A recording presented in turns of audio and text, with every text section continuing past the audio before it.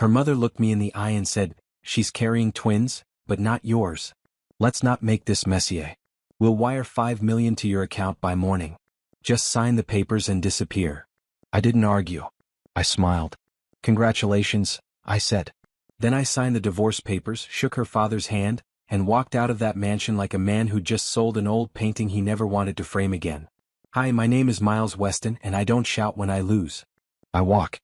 A week later I was on a flight to Lisbon. No press. No announcement. Just space. Distance. I let them run the story they wanted, that I'd been paid off, discarded, forgotten. Let her plan the wedding. Let him gloat. Let her family think they'd bought my silence. But what none of them asked was why I'd signed so quickly. No one noticed the nurse I tipped at the hospital, or the DNA test I quietly submitted 2 hours after she admitted the affair. Now they were finalizing vows, photographing cake options. And the envelope I'd timed perfectly had just arrived at the rehearsal. She opened it and screamed. The scream echoed across the rehearsal hall like a dropped microphone. People froze mid-laugh.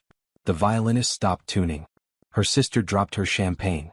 She stood there in her ivory dress fitting, gripping the envelope like it had burned her. The paper shook in her hand. "Is this a joke?" she barked at her fiancé. He looked confused, stammered something, but her mother had already stormed over, heels clicking, demanding answers. But I wasn't there to give them. I was already sipping espresso at a rooftop cafe in Porto, overlooking the Douro River, when my phone buzzed. A known number. I answered but didn't speak. All I heard was her voice, frantic. "Miles. What the hell is this?" "The truth," I said calmly. "You had no right." "I had every right. I was your husband. You made me a lie. I just corrected the record." "You think you're clever?" she hissed. "No," I replied. "I think you're predictable." Her family had bought silence, not closure. But I never needed their money, I just needed the perfect moment. And now that the cracks had started, they'd find out I didn't just leave quietly. I left strategically. They tried to recover the rehearsal. They even restarted the music. But the room had changed. Whispers spread faster than champagne. Her bridesmaids huddled, clutching their phones. His best man kept checking the exit. And the groom, the so-called father of her twins, was pale, shaking, scrolling frantically through his messages like someone searching for a lifeboat mid-sinking. Because the DNA report didn't say the twins were mine. It said they were no one's in the room. Not mine. Not his. She had lied twice. And when a woman builds betrayal on betrayal, even those who love her start doing math in their heads. I didn't release the test to the press. I didn't need to. Her mother did it for me accidentally when she forwarded the wrong email to her attorney. It leaked. The screenshots hit tabloids within 24 hours. By morning, headlines read, "Heiress fairy tale wedding crumbles after secret DNA bombshell." And me? I was still in Portugal. One hand on my coffee. One foot tapping to the street violinist across the square. I never asked for revenge. But if they were going to script me out of the story, I decided to rewrite the ending myself. By the time the wedding was officially postponed, the tabloids had a field day. They speculated everything: fertility scandal, secret surrogacy, even celebrity impersonation. But the truth was far more boring. And more damning. She didn't know who the father was. Because she'd been sleeping with 3 different men during our marriage, none of them me and none of them each other. One of them was a nightclub investor. One was her family's financial advisor. The third worked valet at her favorite spa. She didn't just betray me. She desecrated legacy.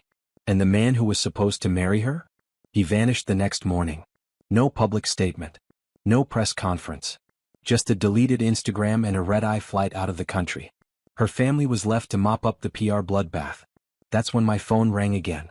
This time it was her father. "Miles," he said, his voice gravel now, "we made a mistake. You made several. I want to fix this." I chuckled. "You think this is still a negotiation?" "Boss, what do you want?" I finished my drink and said, "I want the company your daughter thought she'd inherit. And I want it clean." He didn't argue. Didn't counter.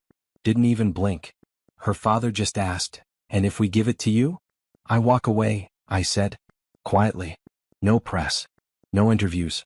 No more tests. He exhaled like a man measuring the cost of public shame. The company was old money, land development, logistics, real estate, now rebranded for the digital age but still ruled by whispers and handshakes.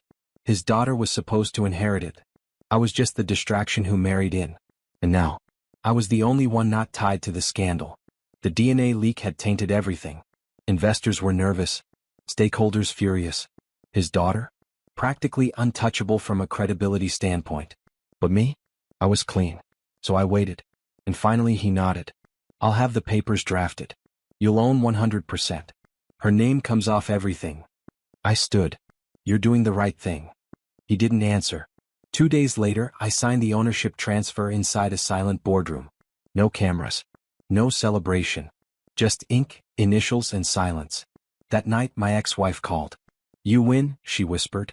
But I wasn't smiling. Because this was never about winning. It was about making sure they never erased me again. The press tried to keep the fire going. Tabloid headlines shifted from her affair to wild theories about why I left the country, why I returned, and how I suddenly acquired control of a multi-generational empire. I didn't respond. I didn't post. I didn't explain. Because silence is louder when people know it's intentional. Inside the company, I made immediate changes. Rebuilt the leadership team. Cleared out every executive she had vouched for. Moved operations online. Sold off outdated assets her father had clung to out of ego, not strategy. And within 60 days we posted our strongest Q1 in 5 years. But that wasn't the part that rattled them. What shook them was what I did next. I renamed the company. No longer tied to her family's name. No longer their legacy. It became mine. W. and Sons. Not because I had children, but because one day I would. And they'd inherit something forged from survival, not scandal. She sent one more message. One line. You don't get to rewrite history.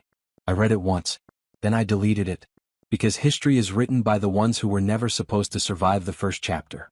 Her family tried one last play. An emergency injunction claiming I manipulated her during our marriage, that the DNA test was falsified, that I coerced her father during a time of emotional instability. It was weak, but not surprising. I'd spent enough years behind their closed doors to know exactly what desperation looked like. And this was it. They weren't trying to win. They were trying to delay. But I had prepared for that too. My lawyers filed a response within 24 hours. A counterclaim airtight, dated, witnessed, and backed by private records they never knew I kept. Conversations. Payments. Her own signatures, authorizing the terms they were now calling coercion. The judge read both sides, looked over her glasses, and asked her attorney a single question. Are you prepared to be countersued for defamation under oath? The case was dismissed that afternoon. And just like that, the final door they tried to close slammed on their own fingers. I didn't celebrate. Didn't gloat. Just walked out of the courthouse, loosened my tie, and felt the sun for the first time in what felt like years. They wanted me erased. But now, they'd spend the rest of their lives walking past my name.